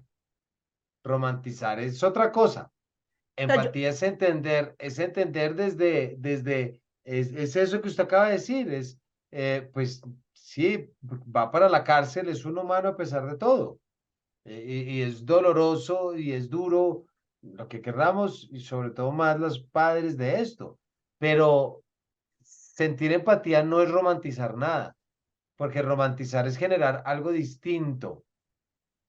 La compasión tampoco es una forma de romantizar. Pero bueno, no quiero sí, quitar la no, pues palabra porque eso, Osiris no, estaba. pues es que es complicado eso, ¿cierto? Pero lo que quiero decir es que de pronto uno podría, ¿cierto? Deslizarse en un resquicio de esos por ahí, digo yo, no, miércoles, no, tampoco, tampoco, ¿cierto? Los límites sociales existen, ¿cierto? Los límites sociales existen, los límites morales y éticos existen. Y si no le damos fuerza a esos límites morales, éticos, sociales, desde todos los espacios de la vida real y la vida ficcional, digo yo, pero sí, sí, yo creo, yo tengo como esa mirada, yo tengo como esa mirada. Es mi mirada, Vale, ¿cierto? ¿Cierto? Sí. perfecto, no. Muchas gracias, Nancy. Osiris, cuéntanos. Gracias, no, yo tengo una pregunta y que se me quedó en el tintero hace, no sé, 10 minutos cuando estabas hablando de Grossman y cómo construyó a Gisela y cómo em, cuando escuchan cuando escuchan la radio, la transcripción de su lectura y entonces llega a la casa a buscar que por qué le había hecho la ayuda para la máquina, etcétera. Me parece, es que estaba buscando pero no encontré, me parece que más adelante él dice que camino pesado como Gisela, que Exactamente. sí, como que empieza a sentir lo que su personaje, lo que construyó en su personaje, como que lo es él mismo, ¿sí? Entonces, es que lo estaba buscando, pero no lo encontré, pero creo que más adelante está. Entonces, pregunto yo, ¿quién estaba describiendo a quién? Él mismo se estaba describiendo. Él mismo se estaba describiendo cuando estaba creando los personajes, ¿sí? Porque estaba Ahí, sintiendo. No, ¿verdad? ahí sí hay una, sí, no, yo te entiendo, pero también creo que ahí está, Siris, también un poquito el juego de la cristalización de ser y no ser. Ok, ser y no ser. Sí, porque flaco favor le haríamos a la lectura literaria si en algún momento concluimos que un autor es todos los personajes sobre los que ha escrito. Ujú. No, porque pues tampoco, no lo No, creo. no Hay unos que aguanta, sí, sí, no no aguanta. aguanta tampoco tanto. Es decir, como entonces Sí. al que mete, es que eso es usted, entonces el pedófilo Nancy a Humbert, entonces Nabokov condenado y no lo volverían a hacer nada, pero me explico, no, yo creo que no, yo creo que ese es el espacio precisamente que, ese es el espacio de digámoslo, del espacio del peligro, si se quiere, algo así, pero del peligro en el sentido en el que, pues es como yo siempre digo, uno lee a Humbert y empieza a leerlo y se da cuenta que está toteado la risa con él.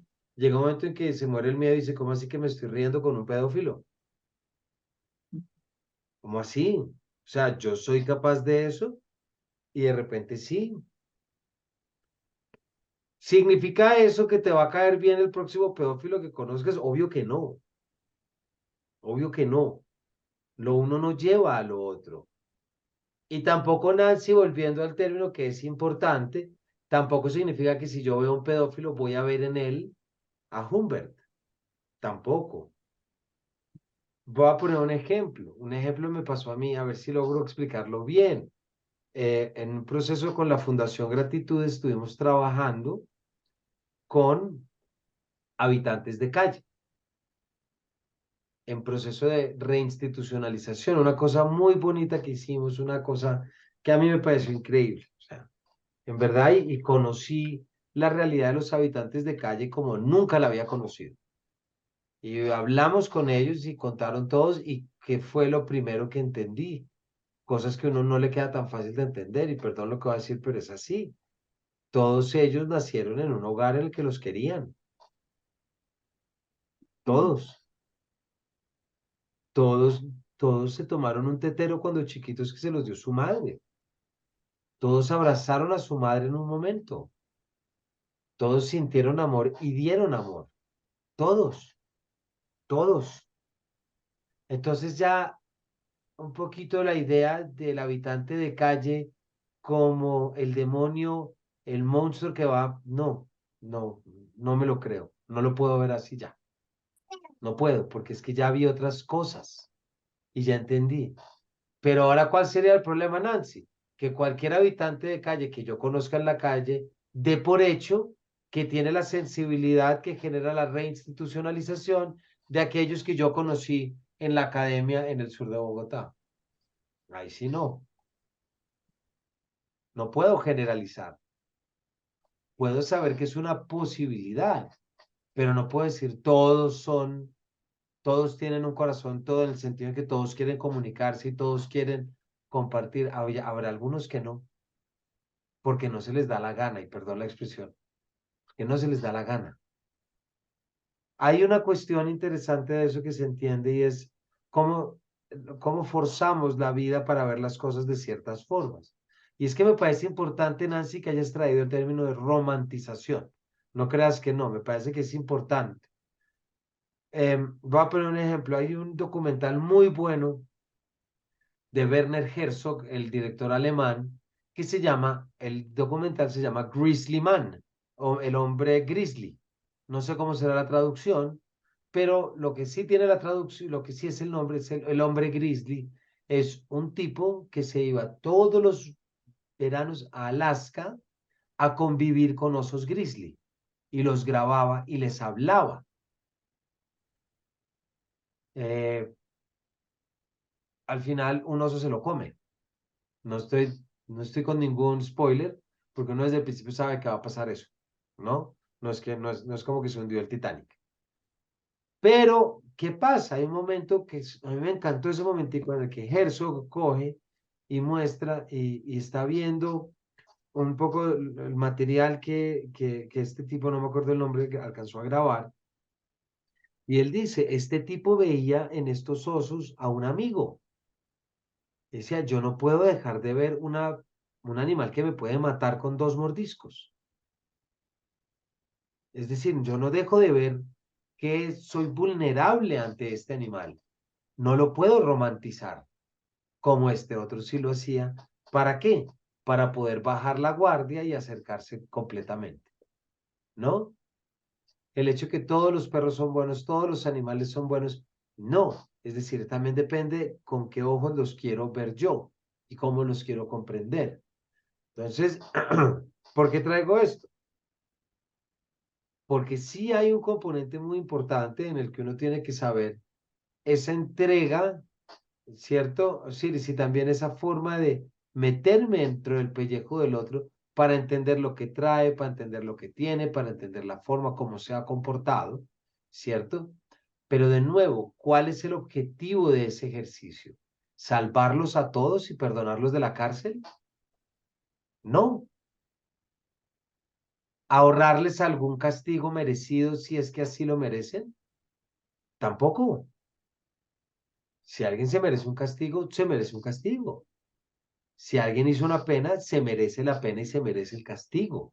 Eso no entra en consideración, a mi juicio, pero entra una comprensión de algo humano que está ahí detrás. Que quiera uno ver con compasión o no a Garavito, pues yo con padre de 3 Nancy me cuesta mucho trabajo. Pero estoy seguro que hubo gente que sí lo sintió y hubo gente que lo trató bien hasta el final de sus días. Bueno o malo, sin palabras de este lado de acá. Pero yo no lo hubiera podido hacer, por ejemplo, y lo reconozco como un límite porque tampoco la empatía, y mucho menos cuando surge de la literatura, se puede convertir en una especie de estandarte y de banderita que uno va moviendo siendo moralmente superior a los demás o no. Eso no puede pasar. Por eso es tan importante pensar que la literatura, si la palabra es mágica, no lo es la lectura literaria. La lectura literaria hay que meterle trabajo. ¿Sí me explico? Hay que meterle trabajo y no es fácil convencerse uno de un personaje o de otro. Hay que leerlos bien y hay que entender bien una historia. Porque si yo quiero permitir esas palabras que dijimos, y retomo, Elsa habló de tocar nuestros sentimientos, Osiris hablaste de que nos desnuda, Nancy habló de transformarse, Israel habló de alimentarse. Todo esto pasa en el plano real, es decir, del lado de acá, únicamente cuando yo permito que la literatura haga eso. Solo cuando permito. Y entonces la gente va a decir, pero qué tan raro, ¿cómo así permitir? Pues, ¿qué hacen ustedes con esa novela que les gustó?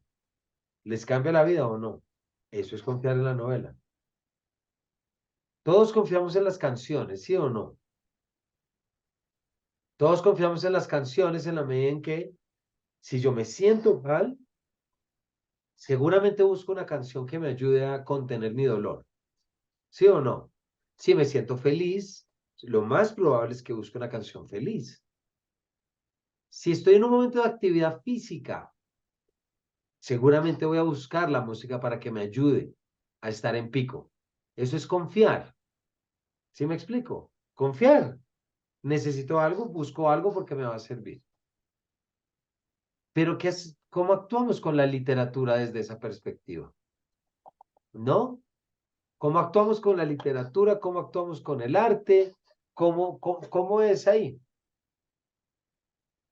Yo siento que yo confío mucho en la literatura, porque para mí la literatura son sobre todo 2 cosas. Y por supuesto esto lo digo pasando a través de Grossman. Pero sobre todo 2 cosas. Aprender del mundo desde la imaginación. Para mí esa es una forma de conocer el mundo. No es la forma científica, no es la forma eh, histórica, no, no, no. Es otra forma, es la verdad. No es la verdad judicial, no es la verdad histórica, no es la verdad económica, no lo es. Pero sí es una verdad que a mí me enseña del mundo. Y la segunda cosa es porque entiendo y me esfuerzo por entender personas de mi realidad a través de personajes literarios que he leído. Y me permito entenderlos desde la ficción. Es decir, si tengo algo que no entiendo de un amigo, de una amiga, de un familiar, es muy probable que si logro conectarlo con alguna novela en la que haya visto un personaje que se le parece, ¿no?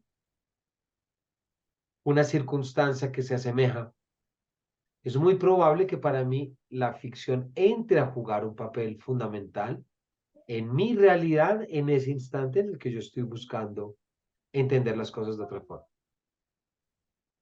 ¿Sí me explico? Ahí es cuando yo entiendo y digo, yo confío en la literatura porque puedo tomar decisiones de mi vida a partir de esto. Y a mí me parece que Grossman, en muchos aspectos, eh, posibilita un acercamiento así a la literatura. Cuando nos ponemos de frente y decimos, en realidad cuando yo conozco y escribo y me meto con el otro, estoy permitiéndolo ser desde su diferencia, desde su forma de ser, desde lo que tiene único y que yo no voy a tener, pero me permito verlo desde otra perspectiva para poder así acercarme.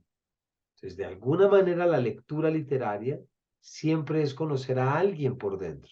Hoy le escuchaba en una clase que estaba con Javier Cercas, el novelista español, una frase que me pareció genial, y él decía, me lo tengo por aquí anotado, y decía, es que todo está basado en todo está basado en la realidad, no existe la ficción pura. Cuando hablamos de una novela basada en hechos reales, ¿qué novela no está basada en hechos reales? ¿Sí me explico? Todas las novelas de alguna manera están basadas en un hecho real. No, que sobre un asesinato. Pues han existido asesinatos que nos han permitido saber qué son. No sobre un descubrimiento. Bla, bla, bla. No sobre todas esas cosas sobre las cuales montamos la novela y montamos la lectura de la ficción. Ya han pasado. Cuando leemos sobre un personaje que está triste, porque no está tan lejos ese personaje triste de una cantidad de personas reales, pues porque está basado en las personas tristes para poder ser escrita.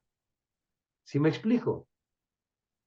Pero ¿qué pasa? En el momento en el que saltamos a permitir que la ambigüedad y la literariedad de una novela nos explique el mundo, es donde nos enfrentamos, Nancy, de nuevo a esos claroscuros de decir, bueno, ¿y entonces aquí qué hago? Eso no nos va a pasar en la realidad con ningún pedófilo. Pues a mí me cuesta trabajo a mí decir que me pasará a mí. ¿Sí me explico? Pero si me ponen a Humbert es distinto. Partiendo de la base que Humbert no es toda esa gente y toda esa gente no es Humbert. Humbert es una personaje de ficción. Aquí Jacqueline está escribiendo, exacto, es una mentira. Toda ficción es mentira en cuanto a que no ha pasado en realidad, pero se construye a partir de lo que pasa en nuestra realidad. Y una novela realista no es más que eso, que armar todo desde las experiencias de la realidad y no marcar una diferenciación entre nuestro plano real de significación y el plano de la ficción, donde están ocurriendo las cosas. ¿Para qué? Para permitir significarla de otra forma. Y quiero que se queden un poquito con ese sentido, con las distintas formas de significación. Poner a significar las cosas es extraerles más sentido, como cuando uno coge una toalla y le saca toda el agua, ¿se acuerdan? Cuando uno se la tiene empapada que le toca extraer para ya ponerla a secar. Significar para mí es poner a significar las cosas, es eso. ¿Qué quiere decir esto y qué me dice del mundo? ¿Qué quiere decir esto? ¿Qué me dice del mundo un Humbert? ¿Qué me dice del mundo una hora? ¿No? Claro, Jacqueline, existen muchos significados para cada uno y cada uno verá con qué significado se queda. Eso sí, no puede uno decir hay un significado que se le queda a todo el mundo de la misma manera, porque la lectura es una actividad personal y cada uno lee con qué. Cada uno lee con sus experiencias, con su pasado, con su forma de entender el mundo. Todo el mundo lo hace así. Por eso nadie va a leer igual por eso dos personas nunca van a leer de la misma manera y van a tener los mismos impulsos emocionales sobre un poema, sobre un cuento, porque cada uno tiene su forma, cada uno tiene su orden distinto. María Elena nos dice, la empatía como sentimiento compartido con otro puede llevar a experiencias y acciones como la compasión y el altruismo, pero también emociones negativas o de aversión. Caben estas posibilidades y muchas más, caben todas.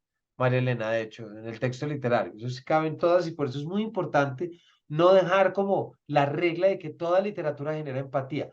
Se ha demostrado ya en experimentos de neurociencia.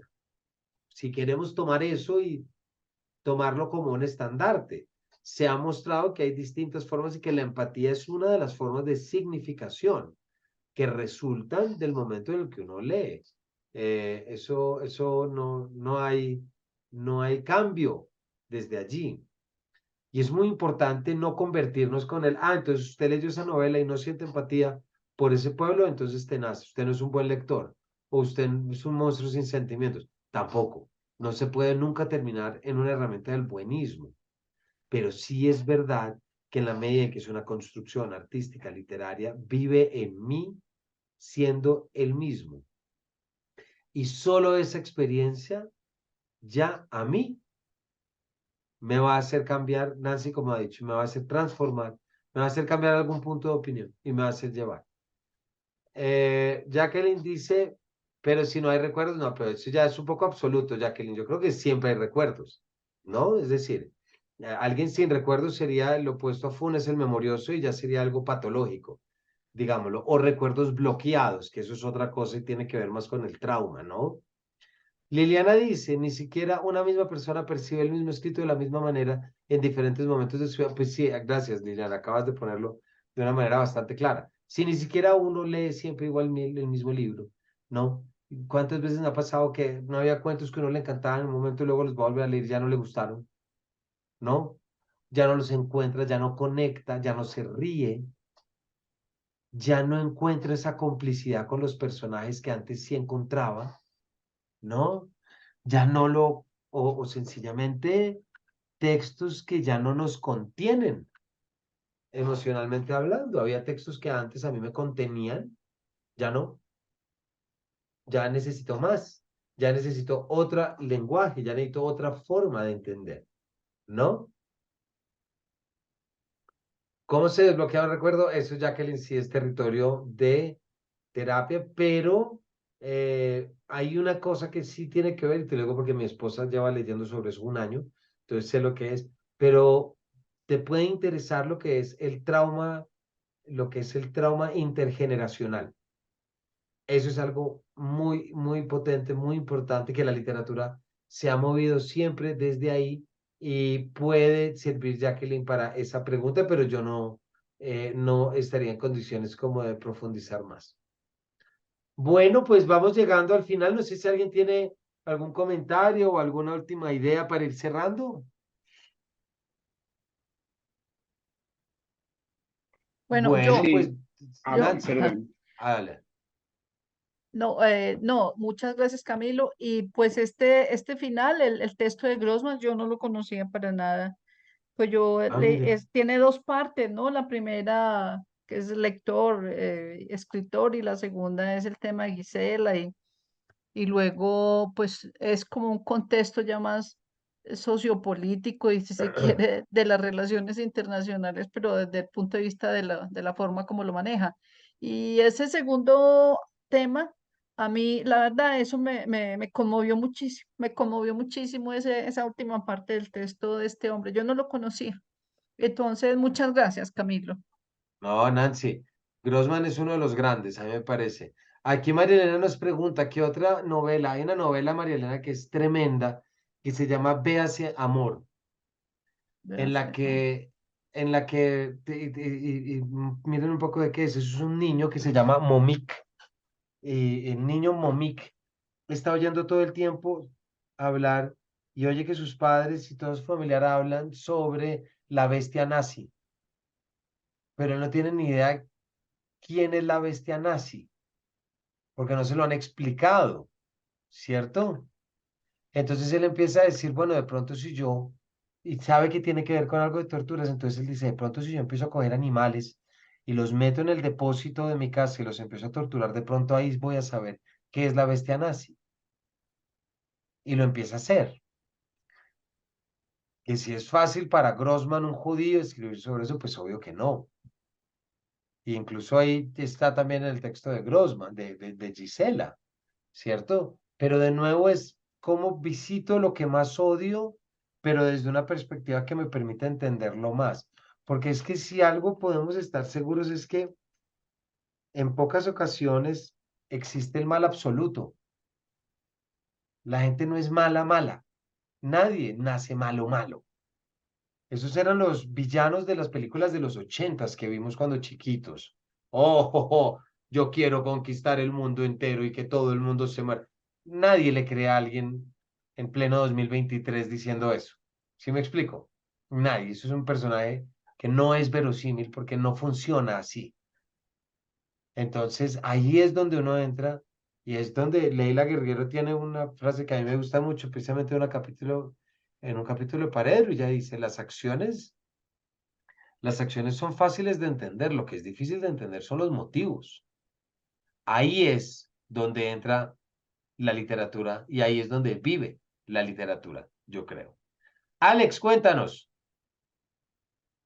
Bueno, muy buenas noches a todos. Muchas gracias, de verdad, Camilo, no solo ya que es siendo la última sesión del año por esta sesión, sino por todas. Esperamos que el otro año nos podamos reencontrar porque estos espacios para los que somos mediadores, docentes, pues son muy, muy importantes. O sea, siempre la mirada sobre los textos son muy, muy, muy valiosas. A mí este texto me gustó mucho porque esta figura que él dice al comienzo del texto de que aparte de lo onírico y poético que pueda llegar a ser, eso de pensarse a los seres humanos en potencia de lo que fueron me encantó. O sea, esto de ver un Sí. matrimonio, por ejemplo, el solo hecho que tú digas Camilo. Camilo nos habló de su esposa, el poder uno aventurar.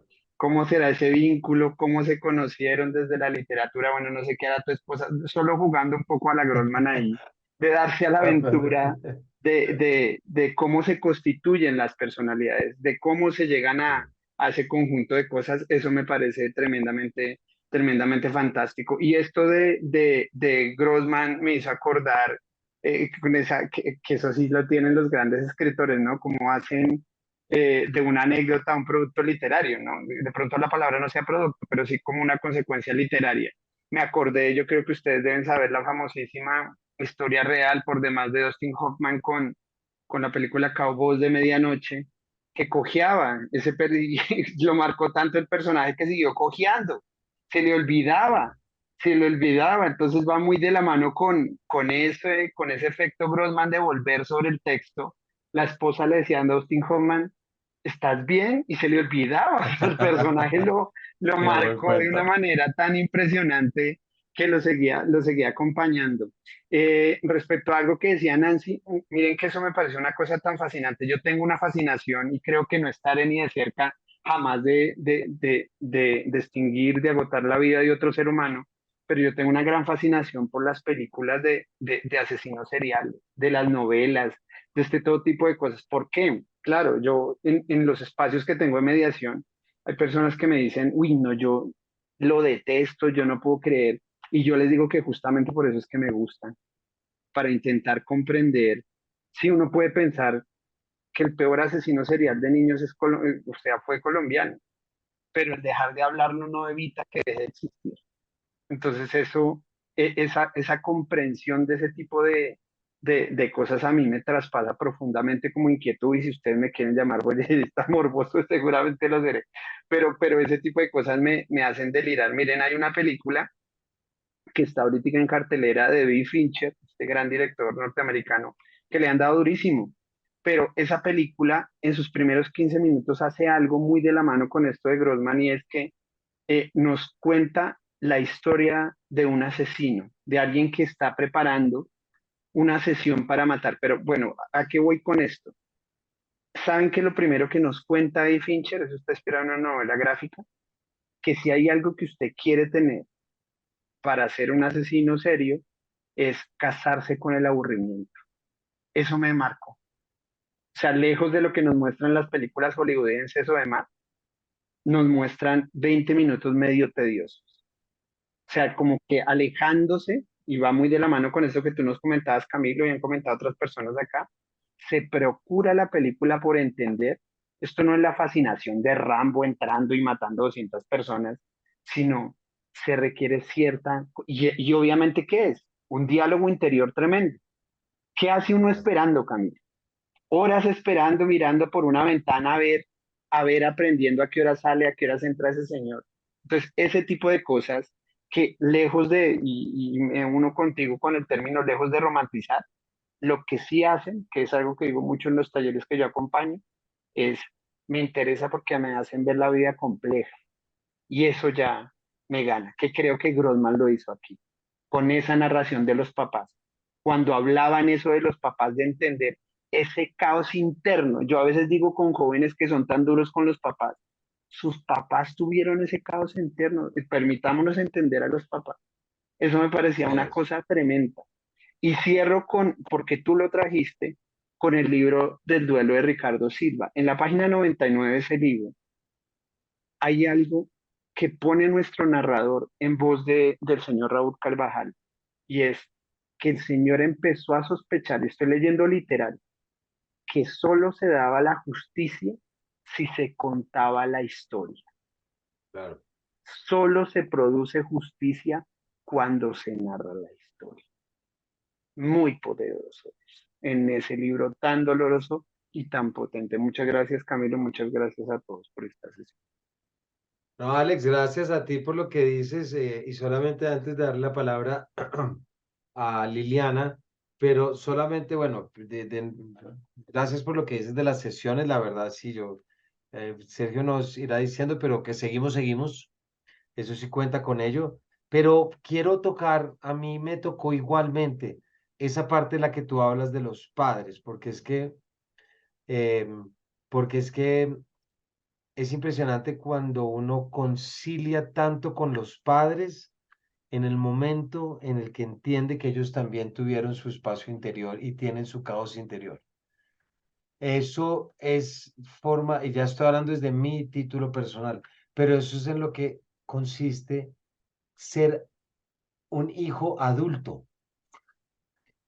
Uno crece como hijo, no deja de ser hijo, pero se vuelve un hijo adulto, no un hijo niño, no un hijo joven, cuando uno dice miércoles, es que mi papá también la pasó mal.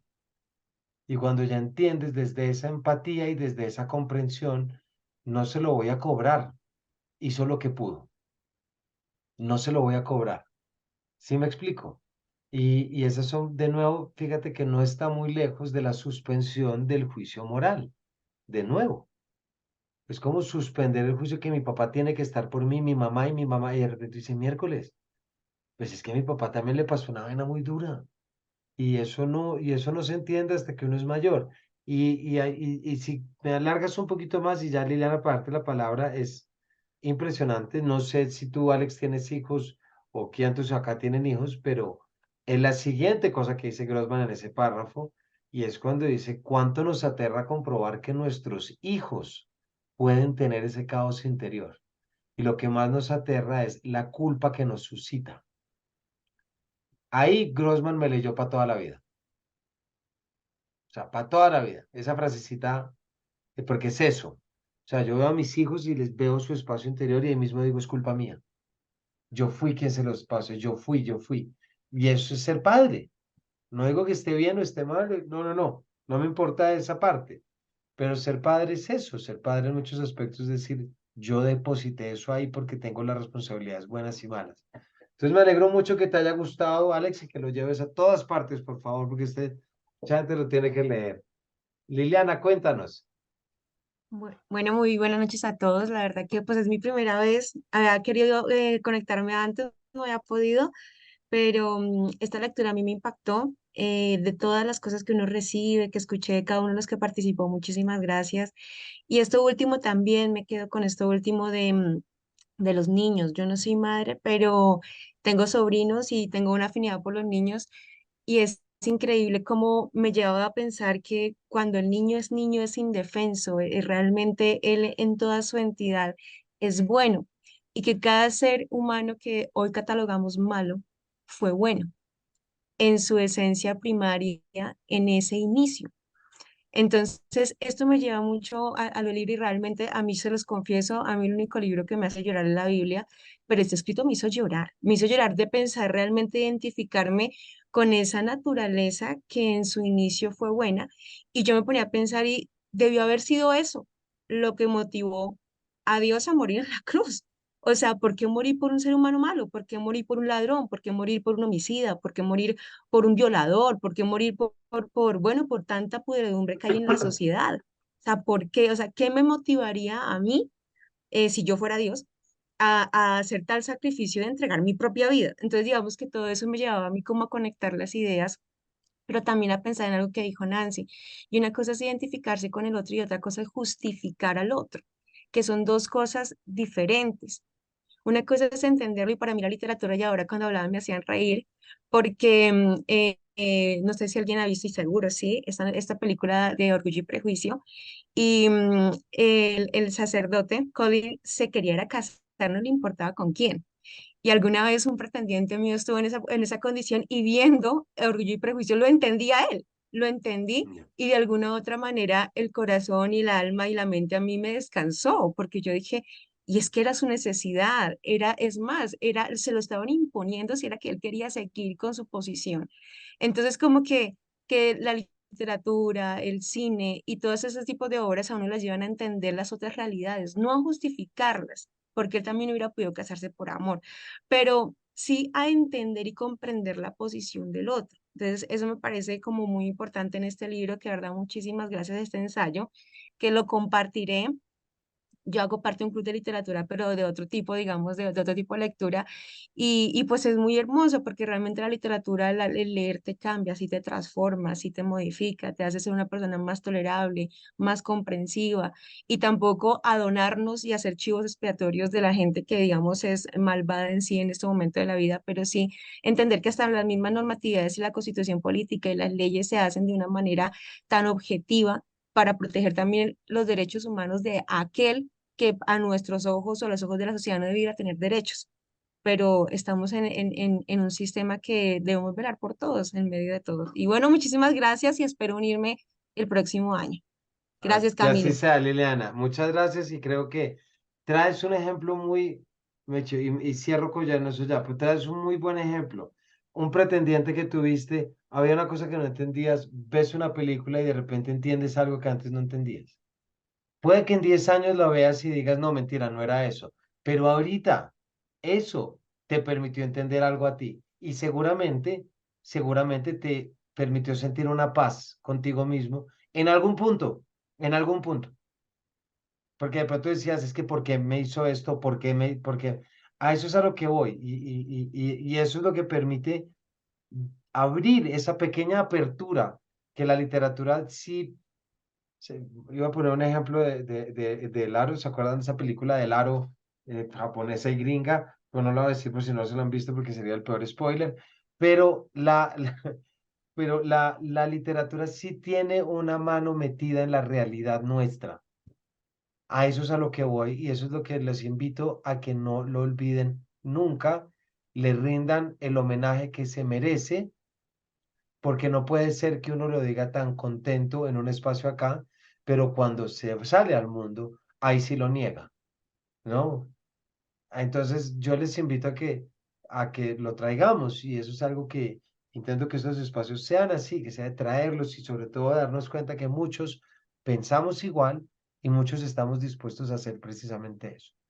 Muchas gracias a quienes estuvieron, ya sea hoy, Liliana, que llegaste o que estuvieron todos. Estos espacios me van a hacer mucha falta hasta enero, febrero, que retomemos. Yo creo que será por allá más en febrero. Recuerden que tenemos el chat de WhatsApp, entonces ese seguiré vivo. Yo seguiré compartiendo cosas por ahí también, ¿listo? desde capítulos de Paredro, pero también cuestiones, lecturas y cosas que puedan estar. ¿Listo? Aleja, sí, así es. Nos vemos mañana con nuestro Pedro Páramo. Y todos los demás, nos vemos el otro año. Feliz Navidad. Déjalo, Feliz Siris, que Navidad. hable y que nos desee todo lo que nos quiera desear. Tranquilo. ¿Qué nos querías decir? Ahora no Señor, te oímos. dile. ¡Que feliz Navidad Eso a todos! mismo. Igualmente, feliz Navidad por allá. Coman mucha natilla y mucho buñuelo, por favor. No perdamos la Muchas gracias. oportunidad. Bueno, Gracias. un Feliz feliz Navidad. año y feliz Y Navidad. qué Muchas pena, gracias. Camilo, y para ingresar al grupo de WhatsApp, ¿cómo puedo hacer? Espérate, ya mismo ven, yo se los copio acá. Esperen un segundo. Les toca copiar esta dirección que les voy a copiar aquí mismo. Cópienla ahí de una porque... Ay, ya, espérense, que se me abrió algo acá.